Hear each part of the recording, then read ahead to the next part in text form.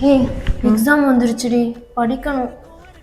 என்ன மாதிரி ஒரு இண்டிபெண்டன்ட் இன்டெலிஜென்ட் கேர்ளுக்கு எக்ஸாம் பத்தி பயமே இல்லை. படிக்கணும்டி. It's my choice D.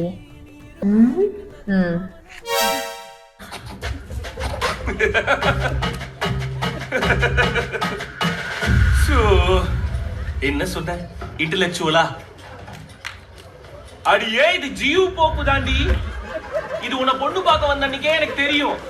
அப்ப சொன்னா அவமானத்துல எங்க இந்த மாப்பிளைய பிடிக்கலன்னு சொல்லிருவியோட்டு நான் ஏதோ தப்பா சொன்ன மாதிரி சொல்லிட்டு போயிட்டேன். இன்டெலெக்சுவல் அது கூட பரவாயில்ல. போன வாரம் இந்த இடத்துல நம்ம 2 பேரோட ஆனிவர்சரிக்கு ஒரு கேக் வெட்டோம். நம்ம 2 பேரும் தின்னது போக மீதிய பிளாட்ல இருக்க குட்டி பசங்களுக்கு கொடுக்கலாம்னு சொன்னேன். இல்ல இல்ல வேண்டாம் வேண்டாம், அதை எடுத்து ஃப்ரிட்ஜ்ல பத்திரமா வச்சு நானே சாப்பிட்டுக்கிறேன் அப்படின்னு சொன்னீங்க. நீ கம்யூனிஸ்டா? கத்தி படத்துல தளபதி 2 இட்லியை வச்சு எக்ஸ்பிளைன் பண்ணீங்கன்னா கம்யூனிஸ்ட் ஒண்ணு இருக்கிறதே உனக்கு தெரியாது. அது எப்படி? ஸ்கூல் ஃப்ரெண்ட்ஸ் காலேஜ் ஃப்ரெண்ட்ஸ் எல்லாம் கூப்பிட்டா தோழர் தோழர் அப்படின்னு சொல்லும் போது அப்படியே மண்டைக்குள்ள ஒண்ணு ஆகும் பாரு. ஓ இந்த வரேன். இதுல ப்ராப்பரா பத்த வச்சு ஒரே ஒரு பஃப் எடுத்துரு, நான் விட்டுறேன்.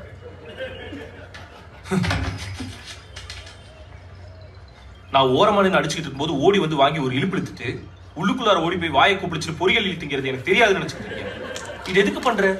தரமணி படத்துல ஆண்ட்ரியா பண்ற. இதை பண்ணிட்டா நீ ஒரு ஸ்ட்ராங்கான independent woman.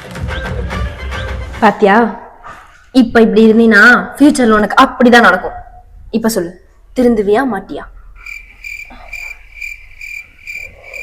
It's my choice.